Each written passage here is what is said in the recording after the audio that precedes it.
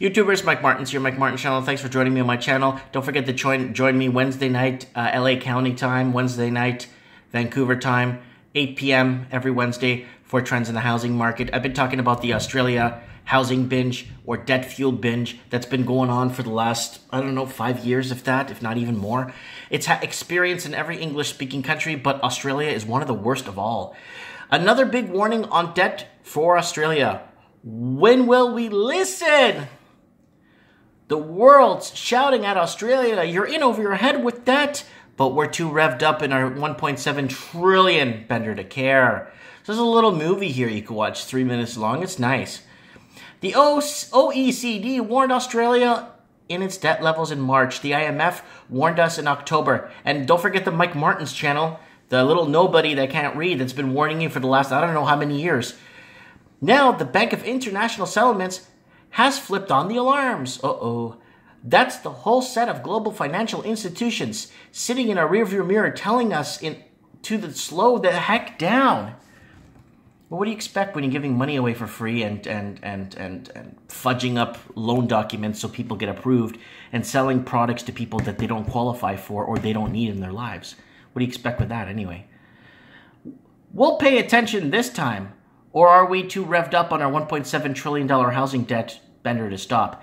The Bank of International Settlements, BIS, turned on the flashing lights this week with a big report that outlined how far out of line Australia is. It grouped countries in those. So let me see here. This is really bad. I can't read this.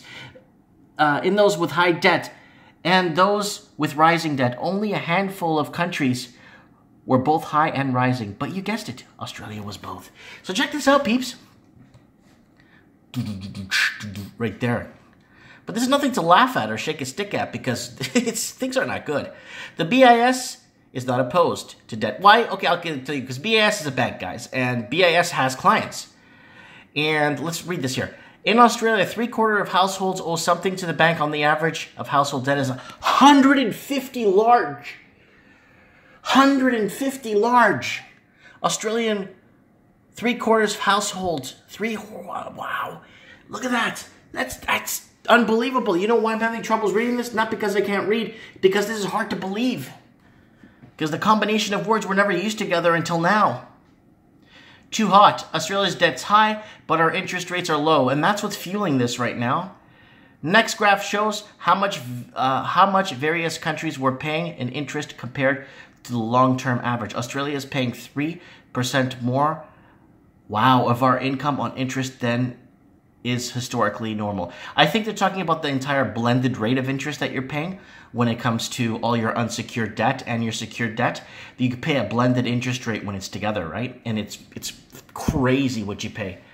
The Reserve Bank likes to point out that Australian household debt is not as bad as it seems because we have a lot of money in mortgage offset, but that's money on paper. It's worthless. What is it? What are you going to do if you can't sell the damn property? You can't sell the damn property. What does that paper mean? It means diddly squat. Australians are ahead on their debt payments. Never mind. It often claims and shows that a lot of data prove it. The BIS has gone out of its way to make sure the Reserve Bank doesn't get too cocky by pointing out the new mortgages, which is bigger and a higher risk not being repaid, have much smaller buffers. Debt, a setup. Let's see what this says here. And where has all the where of that has gotten us? What else is there here? Remember, this graph is the median first-time home buyer, which means half of potential first home buyers are even worse off. Of course, it's the working poor, people that were worried that they were going to be bought out of the market, that they will never ever own. Well, things are changing right now. So, as 2017 ends, Australia's East Coast house prices have finally started falling. If that countries in 2018, the government will come under pressure to step in and prop up the housing market. Will it let it slide? Will it let the slide continue, or will it encourage debt to rise again and prevent prices from falling? The warning from the BIS is that it is better to stop piling on debt sooner rather than later. If the government chooses more debt To prevent falling housing prices, it will only be kicking the can down the road. Debt costs, and Australia will have to face the costs of its debt binge sooner or later. So you see what's going on, peeps, with Australia? It's in huge turmoil right now. People have been writing off the coattails off their equity. They've been buying food off credit cards. Their unsecured debt is out of control. I bought my house, but when I bought my house, I made sure I could buy it one time. What can I afford to buy? Lay away the money, buy it one time. Don't be in a mortgage debt. Things like that. There's ways, if you have no debt to pay to start, it's easier to save, but then you start getting into credit cards, you start looking at, because we are a consumer market. The English-speaking world countries have become huge consumer markets, and that's all we want, is to consume, buy, trash, rebuy.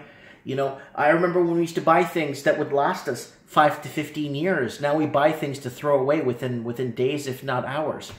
Anyways, I want to know what you guys think. Why is this happening? How is this happening? Australia, you got to calm the F down, because this is not good.